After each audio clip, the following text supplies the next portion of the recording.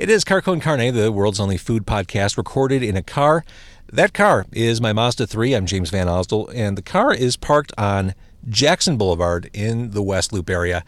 Sitting shotgun this week is Dan Dougherty, creator of Beardo Comics and Touching Evil. You're a busy comic creator. I'm a fan of your work, and I wanted to eat Mexican food with you tonight. I'm in a car. I'm eating Mexican food. I'm doing an interview. This is the best. This is the best. Yeah. If I got paid for this, I can't imagine how happy my life would be. This is so good. So good. So, Dan, I'm a fan of yours. I came to know you through your work. I met you at a Comic-Con, which is how all romances start, really. Mm-hmm. I'm almost through all the Beardo books, which I love. I adore that comic strip. Thank you. Absolutely adore it. It's so funny. It is quintessentially you, by definition. It's absolutely me. I'm at the point now in the fourth book where you're wrestling with whether or not you should go back to teaching. Yes, versus having a full-fledged art career. Yes, that was a huge debate for me about a year or so ago. I love the names of the books. Self-Employee of the Month. Yep, it's still true every month. In fact, there's a sequence in one of the books, I think it's the most recent one I'm reading, where you talk about how odd it is to be out in the world, because you're at home most of the time, and you're so eager to just get out of the house and do stuff. Yeah. Am I lucky to have you here? Are you excited to be here? Yeah, I'm right now in a car about to eat Mexican food with James Van Osdol. This is doing stuff. This is huge. It's really, well, I mean, anyone who is self-employed, whether it's comics or art or not, always relates to that. I even had a pie chart at one point that mapped out like the average self-employee workday, and most of it involves staying home, and very little of it involves doing the thing you want to do. You tend to do the things that you have to do, like the networking and I talk to maybe like dozens of people every day, but I don't see a face until I leave the house, Well, I'm glad to get you out. Yeah, you're the face. So tonight we're at Taco Burrito King in the West Loop. It's our first Mexican trip for Car Con Carne. We're going to bust out some food. You got a burrito. I got a burrito. Here's the tricky thing. I came straight here for my office's holiday party. Mm-hmm. I've been eating squares of pizza since about 3 p.m., and I knew better, but when there are 5 pizza boxes spread out in front of me, I can't resist it. I think you're just training for this burrito. I ate like a jackass up until this point. I'm full, and yet I've got a couple of tacos al pastor to enjoy. You got yourself a burrito. I did. We're going to pause real quick. We're going to bust it out, and we're going to eat food. It's Car Con Carne. Okay, I've got a brown bag full of Mexican food. You got the junior burrito, Jeez, which is forearm length. Yeah. That is huge. That's dense, too. That was a heavy burrito I just handed over. This might be considered a weapon in this town. I don't know. And I got the tacos al pastor. There's hot sauce in here. I do like the green sauce. Or do you prefer verde? I'm game for whatever. Which one's... Green sauce is hotter, right? Not necessarily. If it's habanero, maybe. Okay. I say give it something. Yeah. I don't know how we're going to do this in the car. It's going to be sloppy. It's going to be sloppy. That's what's going to happen. That means it's a success. That smells so good. Can you smell that through the earpiece? I can smell because I'm sitting right next to you. I mean the people at home. Oh. Anyone at home, do you smell this burrito? It's that good. That looks magnificent. Is that chicken burrito? Yes. Chicken burrito. I'm glad I only got 2 tacos. These are huge too. These are like little... Yeah, those are side weapons. This is the main, this is the bazooka, but those are 2 hand cannons. Now, we got here early in the evening, so the place was empty. We got in, got out. Food's affordable. There are Taco Burrito Kings all around the greater Chicago metro. There are. Traditionally, when you go here, you're probably drunk. Odds are. Probably ordering something like a king burrito. Mm-hmm. But we're eating like adults tonight. Yeah, this is classy. And I got horchata. Are you an horchata fan? No, I'm not. I wish I was. It's kind of like drinking rice pudding. I like that. saying horchata. Mm-hmm. I wish I liked it too. Yeah, maybe not. Okay. So no on the horchata. It's fine. Little bland. Shall we take the plunge here? There is no easy way to... Look at this. Covered in sour cream. Oh, man. Slathered, I might say. Lots of lettuce and cheese, or queso if you prefer. Ooh. Okay, you ready? I'm gonna go for it, dude. Cheers. Yeah, we're not standing on ceremony. We're doing a radio show in my car. There's no ceremony here. Okay. This is a pretty good burrito. Yeah, right on. Tacos al pastor. Yeah. This'll do. I think you lied to me. You said there were napkins in here. Now there are a couple. I thought I grabbed some, put them in the bag, no? Here, I'll let you grab some. Okay, yeah, I will need these. Sorry, I might have gotten some pesto on there. It's good. Or some sour cream. Just more flavor. Just Just more flavor. Trying to build for dinner. community here, that's all. This area, the West Loop, is so hard to park in. Mm-hmm. I used to go to school around here. Luckily, I had my school pass, but when I did not have that anymore, I stopped coming around here. And you still teach like comic book or comic technique. I do. I teach comics at International School of Comics, which is about 10 minutes away from here. So what does that involve? What are you teaching? Like how to come up with ideas, how to put them onto...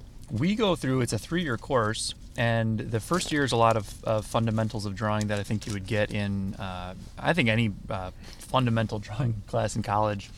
But we do try to aim it towards a lot more of the comics or sequential art bent. Yeah, that guy liked it. Mm-hmm. I already spilled. I knew it was wearing white was a poor idea. Okay. I'm teaching year 1 right now, and I think I'm going on to year 2 with my class, which gets a lot more into the actual storytelling, panel by panel. Oh, the guy's honking at us. He wants me to pull ahead. I'm recording a food-based podcast in my car, dude. Yeah, they don't understand how serious this is. Does that work? I've got a microphone on my steering wheel. Hang on. I just disconnected us. She said thank you. I think she's good with it. She needed like an inch more space. Yeah. Although we're very close. We are very close to the next car. And I'm trying to eat. Doesn't she understand how busy we are? Yeah. She's going to walk by and wonder what in the hell is happening in here. We should interview her. Uh-huh. What were you thinking? All right, so sequential art. Mm-hmm. I'm a mess. I look like a 4-year-old. Yeah, I'm right there with you. I've got a Lego Joker hanging off my keychain. So, yeah, sequential art. We do right now. My students are doing a script of their own that they wrote, 12-page script, and then they are going to illustrate at least half of that by the end of the term, and then they're doing a 6-page script that I gave them that they have to interpret. So they're learning all kinds of different things about either making the art or the script writing for comics. This cannot be eaten in the car. No, you gotta. Holy. Yeah. Mine is more consolidated in the foil. Yours is trying to escape. This is, I am a disaster. Yours is Steve McQueen bouncing the ball on the wall. Yes. Mine. Like, I don't even want to eat the second one because it's just all crumbly and. Mm-hmm. I really didn't realize we were going to be sitting in a car talking. Jesus, I remember when I'd feed my 2 kids when they were infants, or I guess toddler age, and I'd spoon feed like sweet potatoes and carrots, and it would get all over the bib. I am that child with food all over his bib. You are. You look like my 7-month-old. Did you just have some vegetables go rogue in between the seats? Something went rogue, yeah. Okay. This is add it to the list. Pay. It's fine. Yeah. Oh, she's not even walking past the car. She doesn't even want to know. She does. Yeah, she's actually probably just going to abandon the car. So as you're teaching these kids and seeing their work, do you see kids who are doing stuff where you think, oh man, he or she totally has it? Like, get out of this kid's way. Yeah, they're the beauty part is they all came there. They paid their own money. They're willing.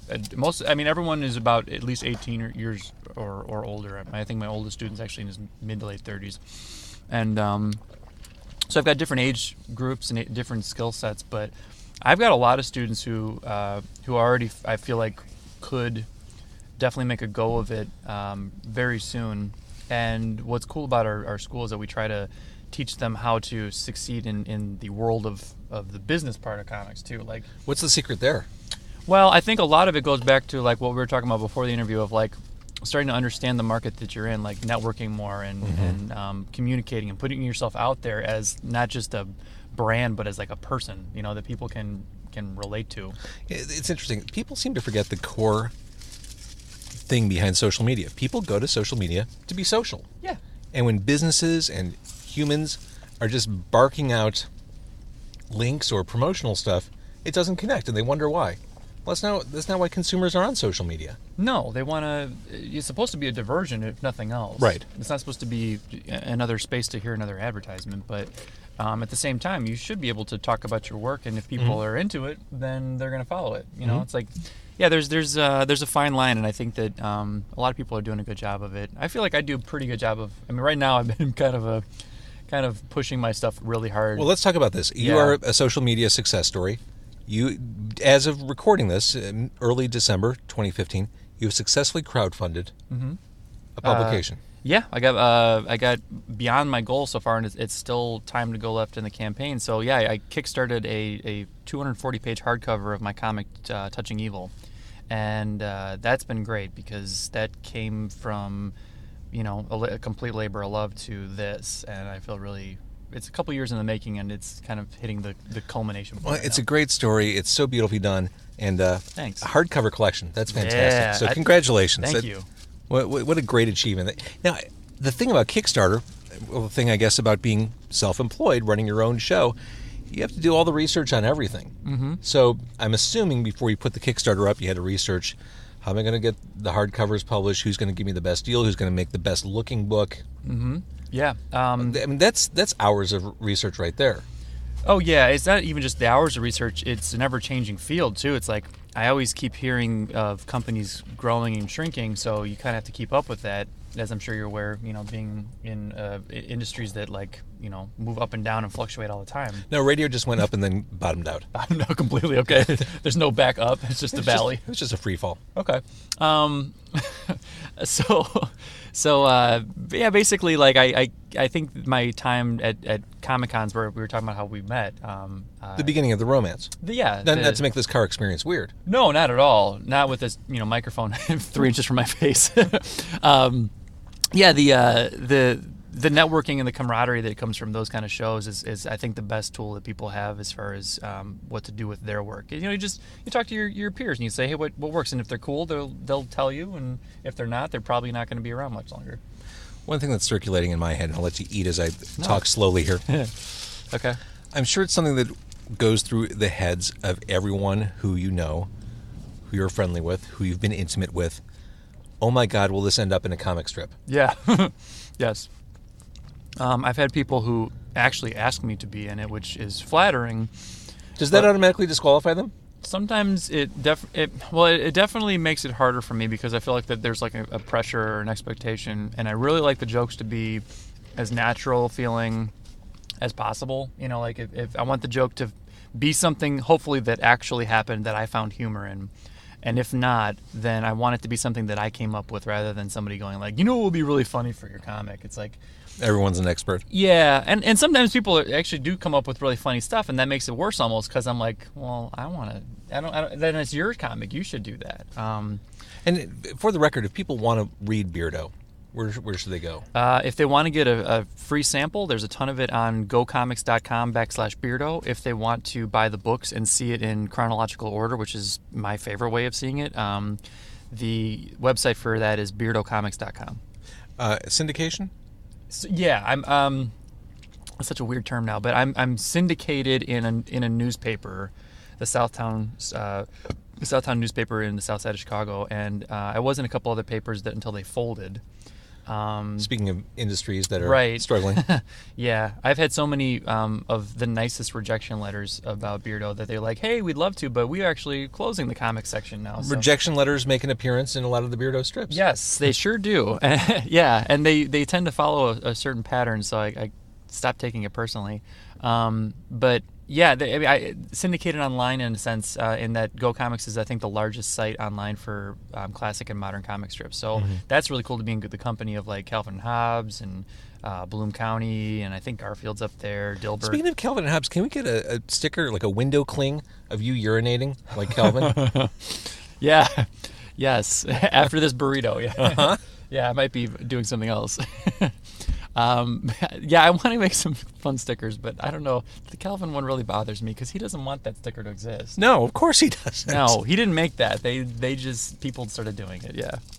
So, going back to the strip, which I love, telling one-liners is very difficult in real life for... this summer I did a live stage show where I'd have to do a monologue every week. Mm-hmm. And I found coming up with that 1, 2, 3 setup into the punchline, I found that very difficult. I eventually found a groove. Mm-hmm. That's kind of what you're doing in 4 panels or 3 panels. Yeah. I mean, coming up with one-liners. Yeah, somebody, a friend of mine really compared it to, I think succinctly to tweeting, essentially, because you have a very limited amount of space to work with. So when you say a sentence, you have to kind of cut it down to the core of what that sentence is, which in a way cuts to the heart of what the joke is. I think that's really what makes it, in some ways easier, in other ways harder, because you have to like do a little dissecting, but then you get down to something that's kind of like the, brass tacks, what's funny about it, and then you just do that. Mm-hmm. It's hard work, and being funny is not easy. No, I'm way funnier on paper, I think. I don't think I'm nearly as humorous. I know my wife certainly doesn't think I'm as humorous talking out loud. I enjoyed the proposal in comic strip form. Thank I feel you. like I know you. It's Yeah, funny. people say that a lot, yeah. Because you put so much of you out there. Yeah. Even if it's cartoony. Yeah, it's still mostly grounded in reality, which I really like, because there was a time when I was trying to force the story to be something that it wasn't, and I don't think anyone's ever seen that stuff, but like it was way more of a interesting story for the books, at least, when I didn't know where it was going, but I just lived my life and wrote about it. It was really, I think, more relatable to people too, because it didn't seem like I was trying to force something to be like a writer, quote unquote. I was just living life and talking about it. As you've thrown so much marketing muscle and energy and time into the crowdfunding, are you able to kind of run on parallel tracks with the two sides, the horror, thriller, drama side, and then the daily kind of? For now, yeah. I do wonder how long I can do it for sometimes. Beardo's a lot easier to do, even though I've considered quitting several times, just because you get those moments where you're like, is this worth continuing? I suck, no one cares. Yeah, exactly. I'm putting all this work into it. Mm-hmm. I'm not rich yet. I'm not. No, they're definitely not rich. Confirmed. Dude, I'm eating a burrito in a car. Yeah. There was a time I used to go to a radio station and we used to have tables. And people would bring in seafood. No, but I mean, I've considered it, but then I really enjoy it. My fans have definitely made me change my mind a few times. But I actually really like working on projects that are different from one another, because I feel like it clears any cobwebs in the creative process. When you get stuck on one thing, I think it means you're taking it a little bit too seriously, and then you got to back off and do something else. Tell me about music. Music is a part of Beardo. Mm-hmm. You're also in a band in IRL. Yeah. LOL. Yeah. Mm-hmm. FL something. I don't know. FML. Yeah. Mm-hmm. I'm in a band called On the Off Chance. We just played a show this past weekend at Chicago Street Pub, and it was great. We did almost entirely an original set. We almost always do an original set, but we threw in some Christmas covers because of the season, and we actually threw in a little STP because of the circumstances. Yeah. We're recording an album right now, which the goal right now is to have it out around spring or summer of next year, and we want to have it on vinyl. So we're gonna again probably go to our crowdfunding resources and see if people actually want that too. I bet they would.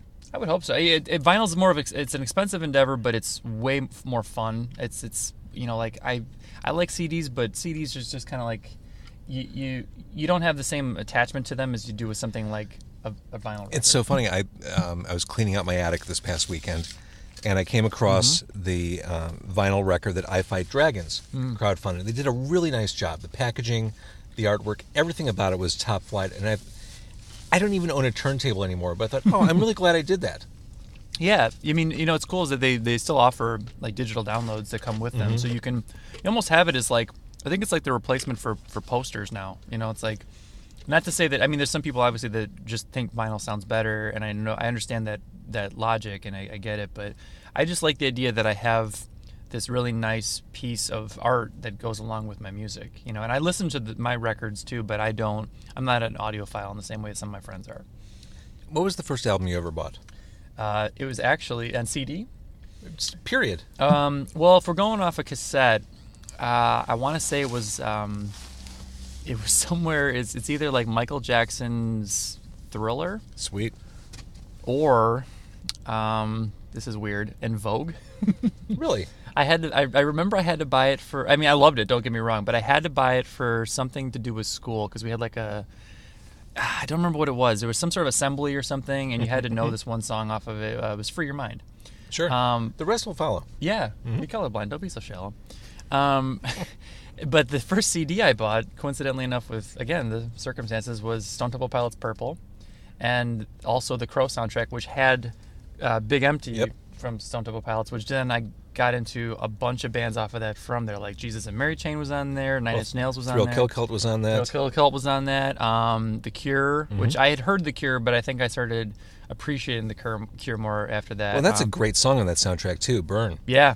Yeah, that's a really cool set, and is that the opening track on it? I think it is. Yeah, and it's basically it's a 1-2 punch of them and I think Nine Inch Nails. Yeah, doing Joy Division. Yep. Dead Souls. Yeah. Oh, that's again, and then Rage Against the Machine's on there. Mm-hmm. Yeah, that was a big soundtrack. It was, and I was way too young to be listening to it, and I loved every second of it. And which makes me feel old because I believe I was playing that on the radio as you were listening to it. Yeah, yeah, I probably heard. I learned it from watching you. But I was a kid who, when music was starting to become important, as quote unquote, was like Nirvana and Pearl Jam and Stone Temple Pilots, even though they were hated for most of that era. They absolutely were. Yeah, I could never officially defend them when I was a kid because they always were just basically just they arrived too late. Yeah, and they were I guess too radio friendly. They weren't pissed off enough. Although you go back to that first album, Cracker Man and Sex Type Thing are so good. Yeah, that first album, Wicked Garden, is a great song. Yeah. I love Wicked Garden, and that wasn't even really a big single for them. It was Plush and Creep and what else? There's another one on there. Well, Sex Type Thing too was definitely a big single. I remember I had just started at Key 101, the alternative radio station, as an intern. Mm-hmm. This was 93. And at the time, Key 101 had just switched format to alternative. Before that, it was adult contemporary. And Key 101 was calling itself alternative, but it was very conservatively alternative, dipping its toes into that water. I mean, they were playing stereo MCs, but also maybe Tom Petty, or that Life is a Highway song still appeared, but also Friday I'm in Love by The Cure, very tentatively. And I'll never forget, every week, all the local record promoters would come in and they'd line up and they'd go in, they'd have their 10 minutes with the music director to promote what they're working on, let the music director hear what's happening. And the music director would occasionally say, okay, we're going to put your record into rotation this week. And I'll never forget, in like this waiting room, hearing the Atlantic Records guy get on the phone. He was so excited, get on one of our landlines, calling the office in New York. We got the acoustic version of Stone Temple Pilots Plush added into rotation. It's the first grunge record Q101's ever added. It was a big deal. So before Nirvana made it into rotation, before Pearl Jam, it was the acoustic version of Plush. Crazy. Which is such a pussy move. Like, yeah, we're going to play grunge, but it's going to be this acoustic performance. It's going to be the acoustic version of Plush. And actually, Plush is not one of my favorite songs of theirs, because it gets played so much. Mm-hmm. But that acoustic version really hit with people, too. Oh, man. Yeah. Crazy. So I was listening to a podcast the other day that was talking about STP, and the guys who were talking are exactly my age, so I think we had almost identical experiences. And they said something that I remembered in hindsight, that STP, the year that Core came out, got voted the worst band of the year by Rolling Stone and the best band of the year by the Critics Poll in Rolling Stone. Isn't that amazing? At the same time, same year and everything. Yeah, so... You know, I feel like I've said this on the podcast before. The transformative moment for me with STP was seeing them live. Mm-hmm. Because Scott was such a charismatic frontman, along the lines of Iggy Pop, along the lines of Mick Jagger. Yes. I mean, David Bowie. Yeah, I mean, swagger goes a long way in rock and roll, and he was just head to toe loaded with it. Mm-hmm. I saw them for the first time live that I could go see them was Tiny Music. Mm-hmm. So it was like 97.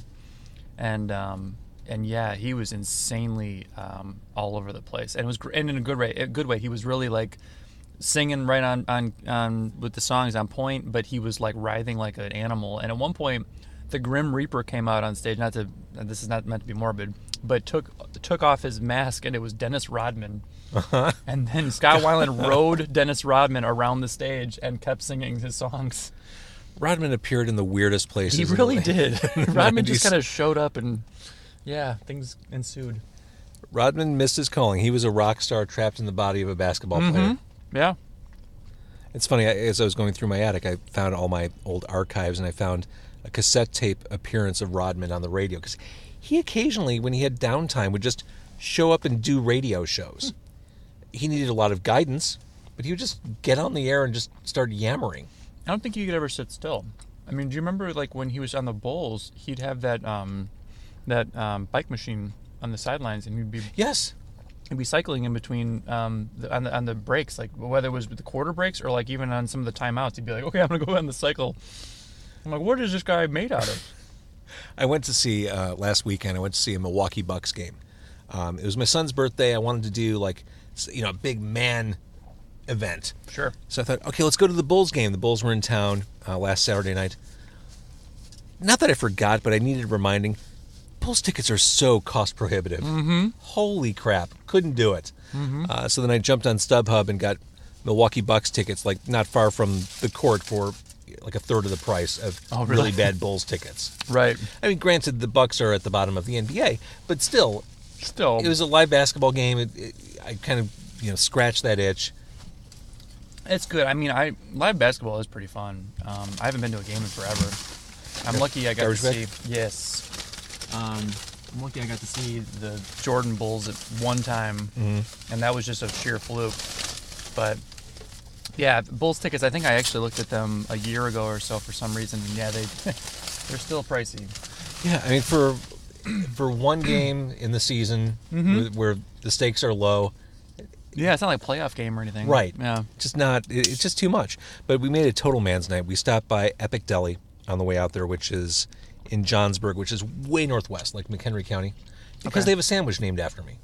Oh, that's awesome. What is the James Van Osdol? It's actually the JVO. Okay. It's JVO. Open-faced barbecue sandwich on cornbread. Awesome.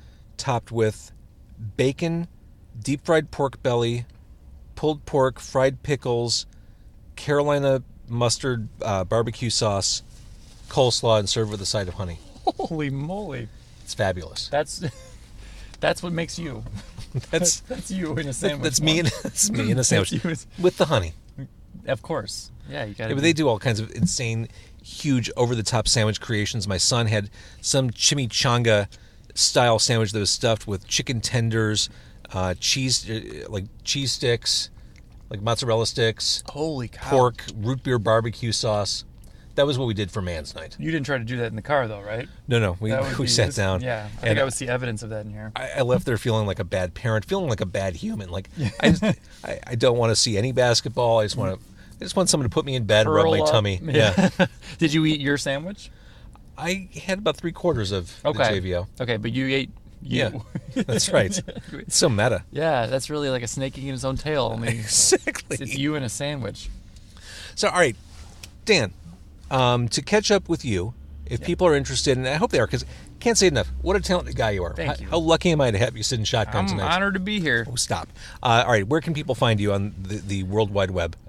You can find me at beardocomics.com for all my books. You can go to Facebook and find me under Dan Dougherty, or you can like my pages, Touching Evil, Beardo, and the band's pages on the off chance. And you can go, again, to gocomics.com/Beardo if you want to read my comic.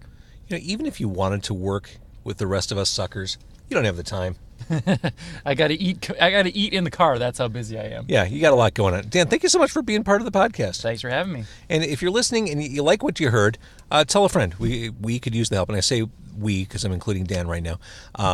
Car Con Carne is on Twitter at Car Con Carne, carconcarne.com. And if you feel the urge for really $1 a month, you can help support the future of car-based meat podcasting. The link to the Patreon page is there, and it does help because these meals aren't cheap. So whatever you can do to help support the future of car-based food podcasting, I'd greatly appreciate it. Thank you for listening.